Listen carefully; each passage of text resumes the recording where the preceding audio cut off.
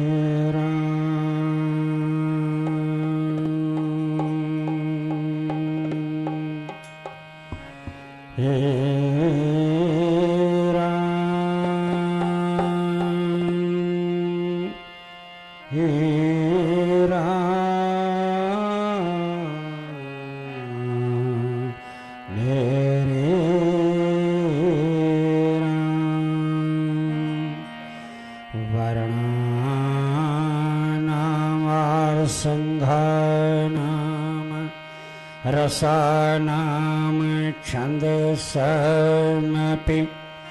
मंगलानाम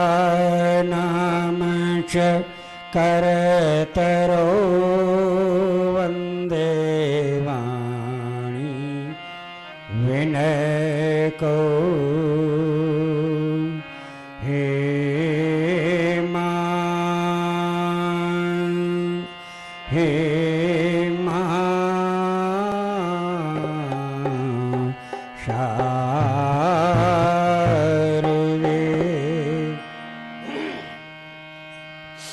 काम धाम धाम हम कहू के गुलाम नहीं घूमते हैं 10 दिस सारी भू हमारी है सारी भू हमारी है।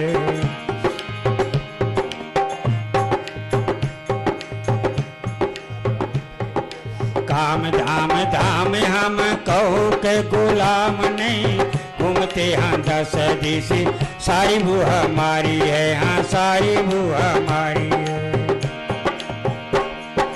लेस न कलेश कभी सुखी है हमेश प्यारे देश व विदेश घूमे रखा धनुधारी है हाँ रखा धनुधारी है।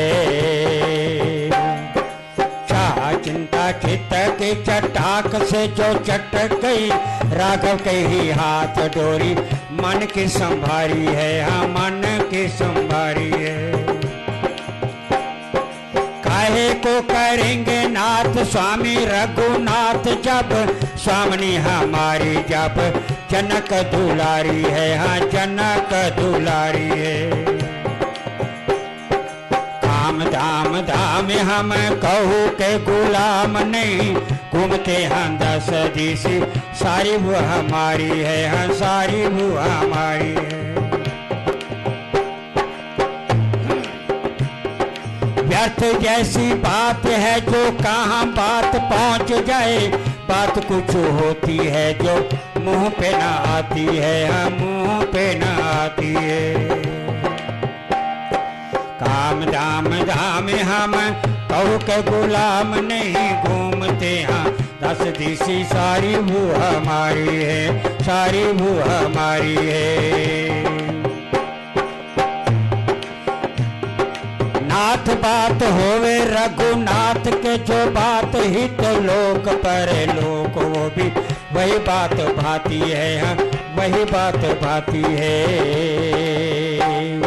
काम धाम धाम हम कहो के गुलाम नहीं, यहाँ दस दिशी सारी वो हमारी है, हाँ सारी वो हमारी है।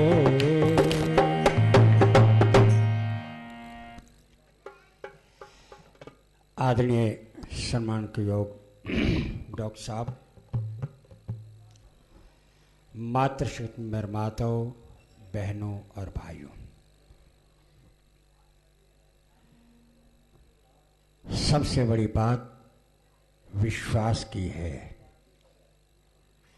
विश्वास है तो सब कुछ है। हमें विश्वास है हमारे माता पिता यही हैं, हमें विश्वास है हमारे इष्ट देवता यही हैं, बेड़ा पार है। अगर उलझन में पड़े रहें, पता नहीं कौन से भगवान होंगे, इष्ट होंगे,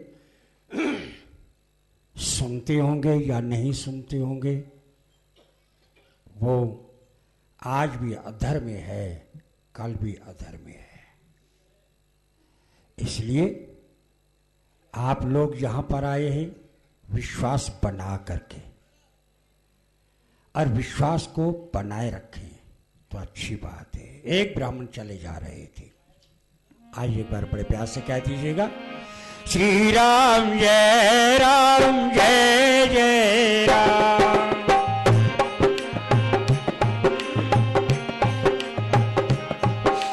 श्री राम जय जय राम।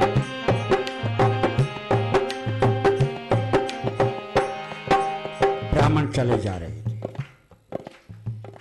दूसरे को जाना था, सफर था बहुत। रास्ते में यमुना देवी आई, और जैसे चलते चलते सायंकाल हुआ, ब्राह्मण लगे सोचने, रात का सफर ठीक नहीं, क्यों ना कि यहां विश्राम कर ले। अपनी चादर उतारी, बिछाया, सो गए। उनके साथ में एक छोटा सा थैला था, सो गए। उस थैले को अपने कांच के अंदर दबा के रखा हुआ था। प्रातः काल हुआ, यमुना जी में स्नान किया, और उसी समय स्नान करके आए। शुद्धिकरण के पश्चात एक रुमाल बिछाया, और एक इधर उधर से ईंट लेकर के आए, उसे भी बिछा दिया। उसके ऊपर एक पत्थर रखा और धीरे धीरे वो फूल चढ़ा रहे थे, आराधना कर रहे थे। कहीं से एक किसान हल को कंधे पर रख करके आए, वो रास्ते से निकले। जो ही रास्ते से निकला, देखा प्रातः काल के समय ये कौन बैठा है। देखा, समीप पहुंचे, तिलक लगा हुआ था, धोती कमीज पहनी हुई थी, चौकड़ी लगा करके उस पत्थर के आगे आराधना कर रहे थे। किसान ने हल को रखा, विश्वास की बात, हल को रखा, उसके साथ बैठ गए। जब आराधना से फारिग हुए और हाथ जोड़ करके कहने लगे, सुनो, आप पंडित हैं? हाँ। ये क्या है?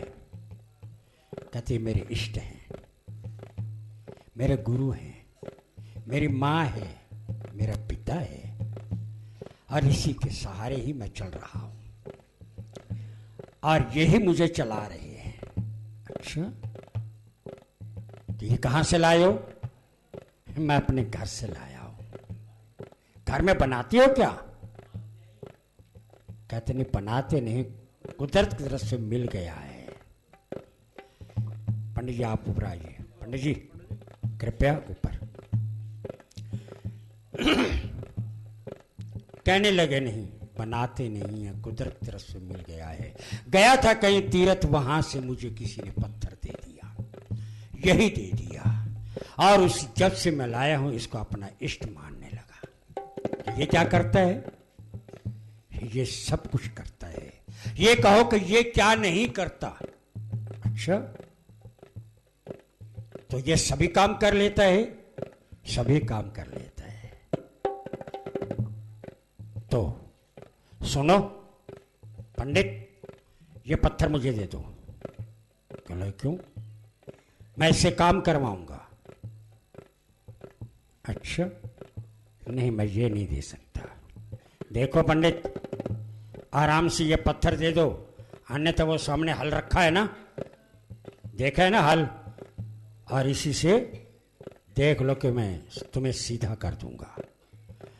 पंडित कहने लगे, घबरा गए बेचारे, ब्राह्मण का मन कोमल होता है। अच्छा अच्छा अच्छा, ठीक है ठीक है। और जैसे मौका देखा, कहने लगे तुम यहां बैठो और मैं यमुना जी में नमस्कार करके अभी आ रहा हूं। और जैसे ही उस किसान को बिठाया, स्वयं गए, जाकर के यमुना जी में नमस्कार किया और साथ में पत्थर रखा, उसे उठा करके लाए और उस पत्थर को लेकर के उसके साथ में रख दिया। और उसी समय किसान फिर कहने लगे, लाओ ये पत्थर मुझे दो। कल के सुनो, तुम्हें पत्थर चाहिए ना? हाँ, ये पत्थर लो। ये क्यों नहीं देते? कल एक ही बात है, ये भी पत्थर है, ये भी पत्थर है, पर एक बताओ, जो कहोगे वही काम करेगा। कल चलो मुझे इस बात से क्या, मैंने तो काम ही लेना है ना, चाहे वो करे चाहे वो करे। है? पत्थर लेकर के चल पड़ा। कल इसका करूं क्या? उसने, ब्राह्मण ने सारी विधि बताई। उस पत्थर को लेकर के बजाय खेत में जाने के सीधा अपने घर में पहुंचा।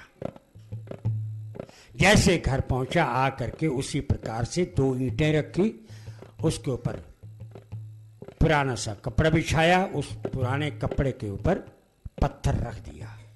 जैसे पत्थर रखा, फूल चढ़ाए और हाथ जोड़ करके कहने लगे, अरे पत्थर मेरा काम करेगा कि नहीं करेगा? मेरा काम करेगा कि नहीं करेगा? बोल, काम करेगा कि नहीं करेगा? अब पत्थर ने कहाँ बोलना था? क्या लगता है ये बहरा है शायद। पंडित ने कहा था ये सब काम करेगा, पर ये जवाब ही नहीं दे रहा। फिर कहा, अरे सुनता नहीं, मेरा काम करेगा कि नहीं करेगा? शायद लगता है तुम्हें भूख लगी होगी। अपनी चौधरन को कहा, सुनो 2 रोटी टिक्कड़ बना करके जल्दी लाओ। और उसके ऊपर सुना, मक्खन नहीं, साग लेकर के आना। वो देवी बेचारी लेकर के आई, आगे रख दिया। कल लगाओ, सुन, चल पहले भोजन कर ले, खाना खा ले, उसके बाद मेरा काम करना है। और जैसे ही रोटी रखी, बार बार कहने लगे, ले रोटी खा ले, ले रोटी। अपनी भाषा में बोल रहे थे, वो भाषा मुझे नहीं आती। ले रोटी खा ले, रोटी खा ले। अब रोटी कहाँ खानी थी? हैं? कल तो लगता है ऐसे नहीं मानेगा। एक तो मेरा काम नहीं करता, तुझे खिलाने के लिए भोजन लाया हूं वो भी नहीं खाता हैं, अब ऐसे नहीं मानेगा, अब तुझे मनाना पड़ेगा। तो बहुत देर देखने के पश्चात के भगवान ने रोटी नहीं खाई, गुस्से में आकर के उस पत्थर को उठाया, चल तुझे नदी में गिरा के आता हूं। जैसे पत्थर को उठाया, वहां से चले और नदी के किनारे पर पहुंचे, हाथ में पत्थर लेकर के यूं जब गिराने लगा, ले मैं तुझे यहां गिरा देता हूं। जैसे ही हाथ ऊपर उठाया, पीछे से आवाज आई, भैया भैया रुको रुको रुको, मैं आ रहा हूं, रुको मैं आ रहा हूं। देखा पीछे छोटा सा बालिक भागता चला आ रहा है, सुंदर स्वरूप है, हाथ में छोटी सी छड़ी है, मानो की बांसुरी है, उसे क्या मालूम कि बांसुरी है, छड़ी है। हाँ क्या बात है, तूने मुझे बुलाया ना? हैं? अरे इतना गुस्सा नहीं करना चाहिए बाबा, आने में देर हो गई, बहुत दूर से आना होता है ना, हैं? तो इतनी जल्दी गुस्से में आ गया, क्रोध में आया, नाराज हो गया। बाबा मैं तेरे पास आ गया हूँ। अच्छा तो वही है? हाँ बिल्कुल वही हूँ, चल पहले रोटी खा ले। और उसी समय बालिक को साथ लिया, घर पहुंचे, जाकर के उसे भोजन कराया। और भगवान बड़े प्यार से भोजन करते चले जा रहे हैं, और वही किसान उसके मुख को देख करके मुस्कुरा रहा है। और उसी समय वही बालक कहने लगे, बाबा मेरे लिए कोई सेवा हो तो बताओ। हाँ हाँ इसलिए तो बुलाया है, चल हल उठा और मेरे साथ चल, खेत में जा करके हल जोतना है। ठीक है। और जैसे हल के पास गए तो किसान कहने लगा, इतना भारी तू नहीं उठा पाएगा, चल मैं ले चलता हूं, और काम तुमने करना है। मैं तुझे काम सौंप करके आऊंगा, बता करके आऊंगा, और मैं वापस आऊंगा, और तू ये काम हुआ मिलना चाहिए। बाली कहने लगे, बाबा हो जाएगा। उसी हल को किसान ने उठाया, खेत में पहुंचे और उसे समझाया, और वापस आए। और जैसे उसने वापस आए तो दोपहर का समय था, विचार किया कि देखो से काम हुआ है या नहीं हुआ है? और जैसे खेत में पहुंचा तो क्या देखा कि सारा खेत ही तैयार हो चुका था। अरे अरे तू तो बड़ा काम का है रे छोरे, बड़ा काम का है। सुन, आज के बाद कहीं जाना नहीं है, तो मेरे घर में रहना। सुन, जो जो बताऊं ना वही करना है। कहने लगा ठीक है बाबा। तो उसी दिन से वहां रहने लगा। तो उसी समय पूछा तो है कहाँ से आया है, कहाँ रहता है? उसने कहा मेरा कोई ठिकाना नहीं है बाबा, है? मेरा ना आगे है ना पीछे, मैं अकेला ही घूम रहा हूँ। अच्छा चल तब तो मेरे पास रह जा, मेरे पास रह जा। तो उसी समय वहां रहने लगा। तो उसी दिन से किसान के मन के अंदर श्रद्धा उत्पन्न होने लगी कि पत्थर के अंदर इतनी शक्ति है कि मैंने इसकी आराधना की, और स्वयं बालक यहाँ पर आए, मैंने जो जो कार्य कहा है वो कार्य पूर्ण होता चला गया है। इतने में फिर वही आवाज आई, मेरे बांके बिहारी संवरिया, तेरा जलवा कहाँ पर नहीं है।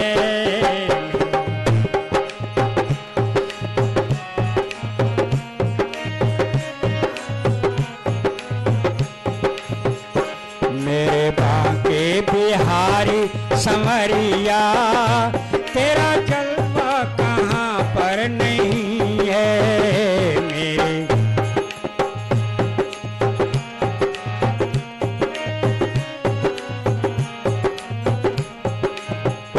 आँख वालों ने तुझको है देखा, आँख वालों ने आज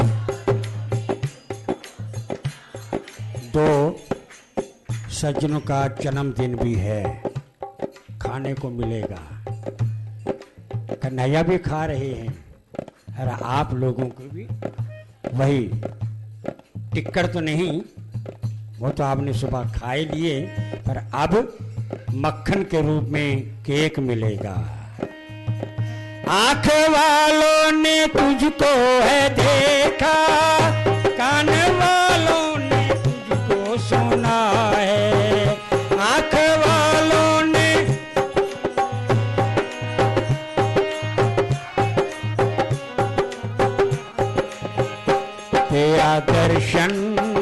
तेरा दर्शन उसी को हुआ है, तेरा दर्शन उसी को हुआ है, जिनके आंखों पे पर्दा नहीं है। मेरे बांके बिहारी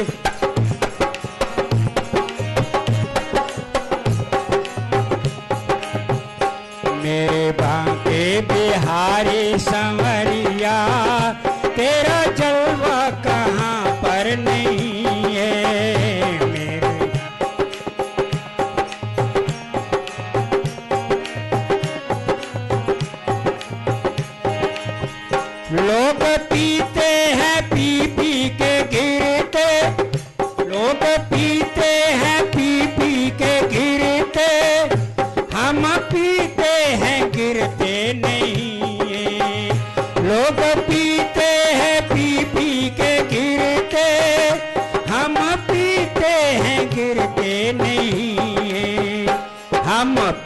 पीते हैं, हम पीते हैं, क्या ध्यान रहे, वो नहीं, यही हम पीते हैं, हम पीते हैं सत्संग का प्याला, हम पीते हैं सत्संग का प्याला, ये अंगूरी तो मदरा नहीं है, मेरे बाके बिहारी संवरिया, तेरा जलवा कहाँ पर नहीं है, मेरे बाके बिहारी।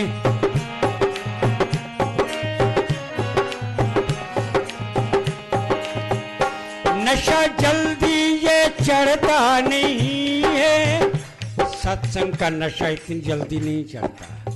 क्यों? चढ़ाने की कोशिश करते हैं, नशे में आने की कोशिश करते हैं, परंतु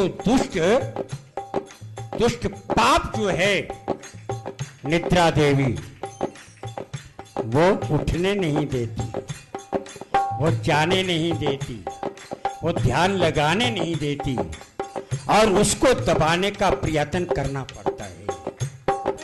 नशा जल्दी ये चढ़ता नहीं है, चढ़ जाए उतरता नहीं है, नशा जल्दी ये।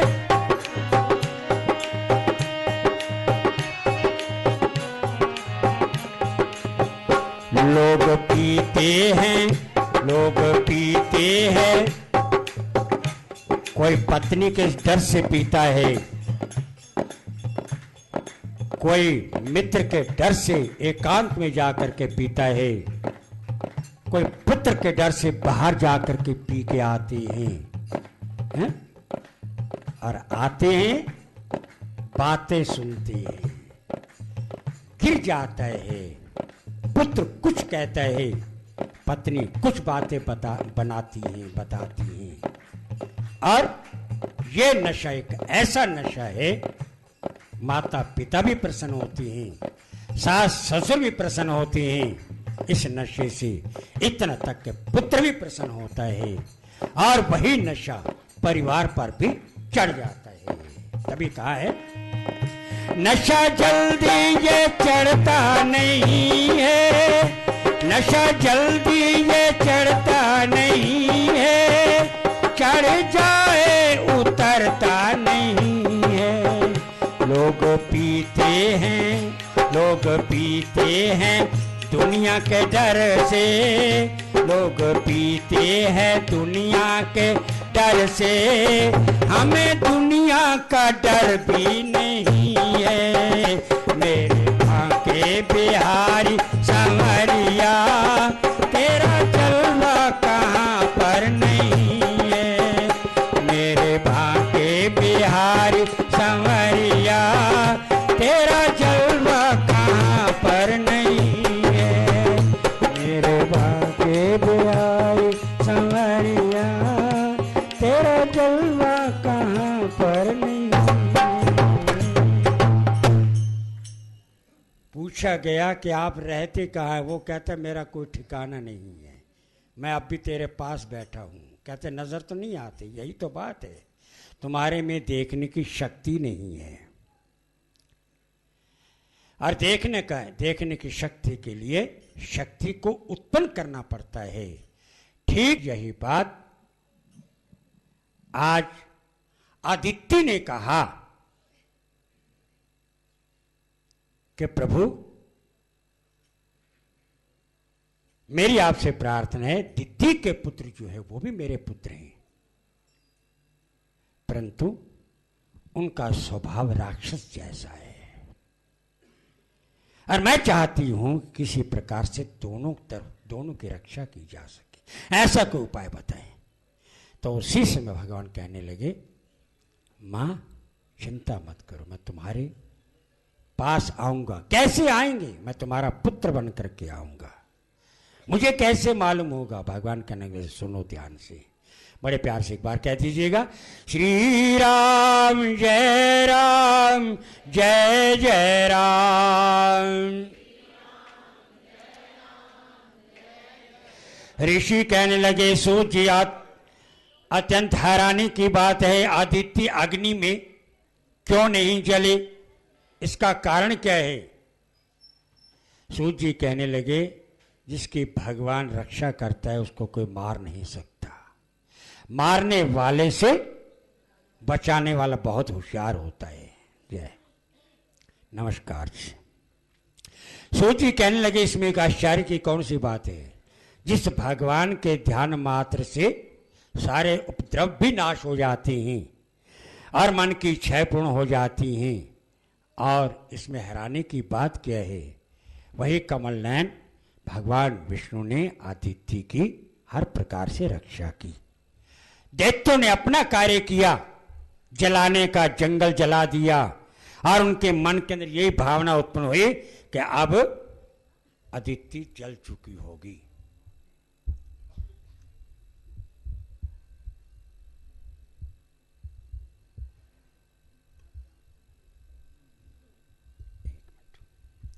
श्री राम जय राम, जय जय राम। श्री राम जय राम, जय जय राम।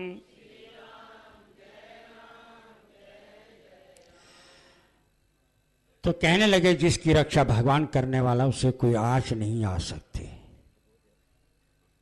दैत्य ने बहुत जोर लगाया और उसके पश्चात भगवान स्वयं आए। कहने लगी, मां अपनी तपस्या को छोड़ो, घोर तपस्या को छोड़ो। तो उसी समय भगवान कहने लगे कि मां तुम्हारी मनोकामना पूर्ण करूंगा, परंतु इस तप को छोड़ दो। तो उसी समय तुम वरदान मांगो, वर मांगो। तब अतिथि ने भगवान को प्रणाम करते हुए स्तुति की, और उस स्तुति के पश्चात जो है फिर कहने लगी, जिनके मुख से ब्राह्मण, भुजाओं से क्षत्रिय और जंघा से वैश्य और पैरों से शूद्र उत्पन्न हुए हैं, और जिनके नेत्र से चंद्रमा, मन से सूर्य और मुख से इंद्र तथा अग्नि, प्राण से पवन उत्पन्न हुए हैं, ऐसे देवता को मैं प्रणाम करती हूं। इसी प्रकार स्तुति करने के पश्चात आप भगवान अंतर्ध्यान हो गए, और उसी प्रकार से फिर प्रार्थना की, इंतजार करने लगी। संकटों को दूर करने वाले प्रभु, मेरी मनोकामना को पूर्ण करना।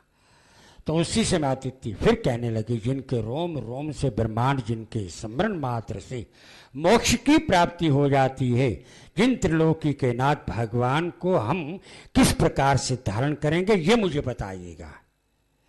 तो उसी से भगवान कहने लगे, मां मैंने वचन दिया है, मैं तुम्हारे घर में आऊंगा और तुम्हारा पुत्र ही बनूंगा, तुम्हारे ही कोख से जन्म लूंगा, मुझे कैसे मालूम होगा।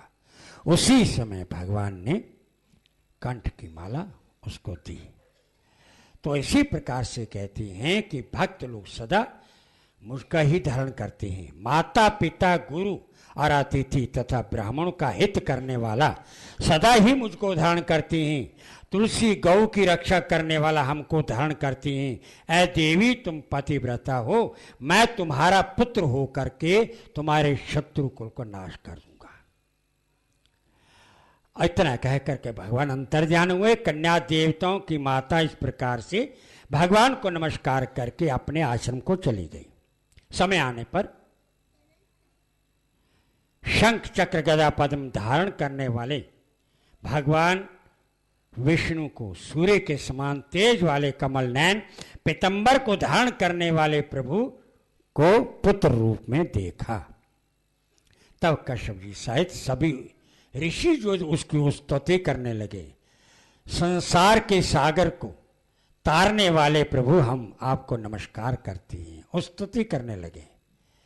जो कि इसी प्रकार से वामन स्तुति करेगा, भगवान कहते हैं मैं उस पर सदा प्रसन्न होता हूं। छोटा उदाहरण कर लिया। तो उसी समय कहने लगे कि उसको धन धान्य की आरोग्यता और संतति प्राप्ति होती है जो इसका जाप करता है, पाठ करता है, भगवान का धन्यवाद करते हैं। उसी से भगवान कहने लगे कि तुम्हारा कल्याण हो, हम आपके मनोरथ को पूर्ण करने के लिए यहाँ पर आए हैं, परंतु ध्यान रहे हम 2 बार आपके घर में जन्म ले चुके हैं। इतना कह करके भगवान उसी समय बाल रूप धारण किया और उधर राजा बलि अपने गुरु शुक्राचार्य को बुला करके बहुत बड़ा यज्ञ प्रारंभ किया।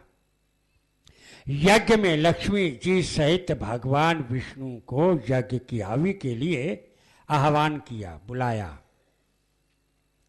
उसी समय भगवान वामन विष्णु ब्रह्मचारी का रूप धारण करके हाथ में कमंडल, हाथ में छड़ी, छोटा सा रूप धारण करके वहां पर पहुंचे। और जैसे ही वहां यज्ञ मंडप में पहुंचे तो उसी समय पहचान गए। और जैसे पहचाना, प्रसन्न हुआ। इतने में शुक्राचार्य ने पहचाना, ओहो ये तो भगवान विष्णु वामन रूप धारण करके छोटा सा रूप बना करके आए हैं, कुछ मांगने के लिए आए हैं। अगर इसने मांगा तो सब काम गड़बड़ हो जाएगा। उसी समय शुक्राचार्य ने अपने राजा को बुलाया, सुनो बात को सुनो। उठ खड़े हुए, एकांत में ले गए। ये जो लड़का आया है ना, ये कुछ और नहीं है, ये बहुत बड़ी हस्ती है, ध्यान रखना। ये कुछ मांगने के लिए आया है, जो भी मांगे देना नहीं है, बिल्कुल नहीं देना। और उसी समय बलि हैरान, जबकि गुरु ये आदेश देते हैं कि घर पर आए हुए को कभी खाली नहीं भेजना चाहिए, परंतु गुरुदेव आप तो कह रहे हैं कि इसको कुछ देना नहीं है।